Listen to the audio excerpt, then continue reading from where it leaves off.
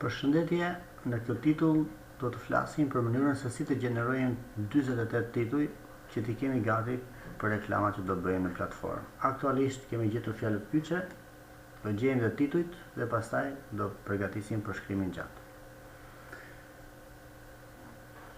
Ajo që do të keni kujdes është që titullin duhet të respektoni sasinë e karaktereve, pra të mos ketë më shumë se 140 karaktere. Ose një rresht e gjysmë.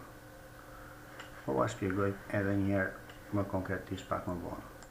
Tani në rast se këto kalon kjo sasi karakteresh, një është që krijon problem dhe nuk mund të ruhet, dhe nga ana tjetër kur del në 3 rreshta në versionin, po themi, siç e shikoni këtu, pra këto janë,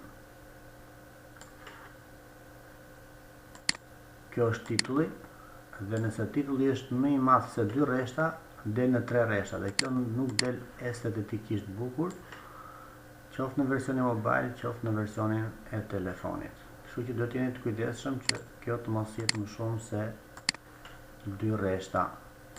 Por edhe i shkurtër për shembull kaq s'bën. Një rresht edhe mund të pranohet, po mirë është që të jetë, po themi, një rresht e gjysmë.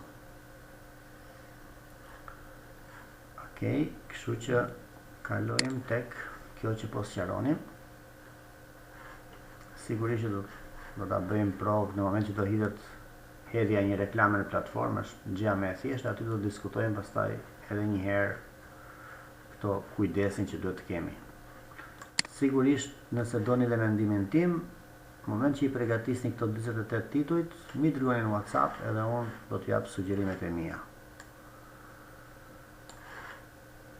Tani, për të gjeneruar këta titujt, ose i shkruajmë vetë, ose ja dërgojmë një prompt ChatGPT-s edhe i themi konkretisht të gjën që unë e kam listuar këtu. Ky prompti tregon që tituj duhet të jenë që tregojnë kuriozitet, që kanë ndjenjë urgjense, që kanë të bëjnë me shitjen, të jenë të qartë, të mos jenë të lodhshëm, të mos jenë banal, të mos jenë të përgjithshëm, të tregoj konkretisht, po themi, në lidhje me atë çfarë ofron biznesi, dhe të jenë të tipit që të fillojnë me një tip sekreti, po themi, që kush janë për shembull 5 bizneset më të ndjekur këtë muaj, apo kush janë 5 bizneset më të klikuar, ose kush janë 5 produktet më të kërkuar këtë muaj. Këto janë tituj të cilët tërheqin zakonisht. How to.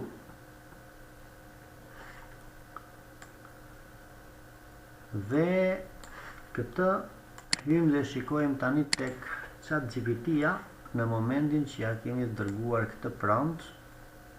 Ja ku e kam dërguar këtë prompt, ajo që kam shkruar është vetëm emri Panairit Online. Edhe prompti është i njëjtë. Sigurisht që ChatGPT-ja më ka gjeneruar këto tituj,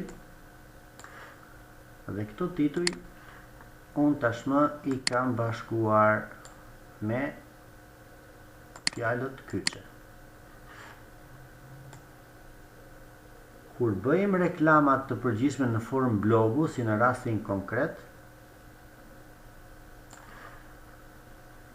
ndoshta fjalët kyçe pjesërisht mund të përshtaten me titullin.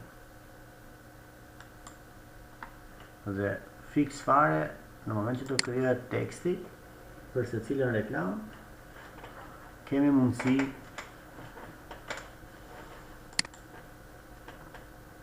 që t'i përshtatim titullin ndoshta edhe pak më mirë. Por ajo që është e rëndësishme duhet ta përpunoni titullin. A ka kuptim? A është tërheqës? Apo është kot palidhje? Titulli i parë për shembull është biznesi juaj gati të gjendet nga mira klient online, apo po humbisni çdo ditë mundësi reale vetëm sepse nuk keni prezencë profesionale. Dhe fjalët kyçe që shoqërojnë këtë, për shembull biznes në panajirin online, regjistro biznesin online, hap profil biznesi, si të reklamoj biznesin. Pra këto janë fjalë të ndryshme që dikush kërkon në Google. Çështja është që kur ta gjej këtë reklamën, ne duhet të përgatisim një tekst që të përshtatet me këtë titull. Do ju tregoj pak më vonë se si e përshtatim. Kështu që fjalët i kemi, i bëjmë bashkë me fjalët me titullin dhe kur t'i hedhim në reklam, kur të përgatisim reklamat që t'i hedhim në platformë, e kemi të thjesht. Çfarë na duhet për një reklam? Na duhet një titull, na duhet një foto, na duhen fjalët kyçe, na duhet një përshkrim shkurt që është call to action ose CTA-ja.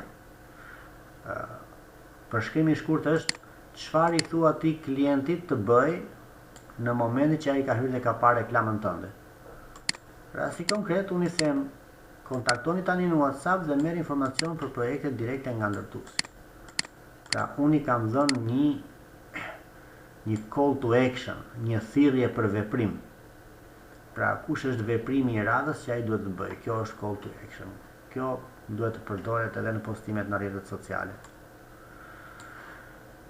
Dhe këtu kam përshkrimin gjatë. Ky përshkrimi këtu në rastin konkret është një blog. Por për më me detaje do ta shpjegoj kur të shpjegoj domethënë përshkrimin gjatë. Kjo është për sa i përket përshkrimit gjatë. Për të parë se ku vendoset titulli është i tillë. Këtu do kemi atë mundësi të hedhim ofertën dhe këtu vendoset titulli i ofertës edhe këtu vendosen fjalët kyçe.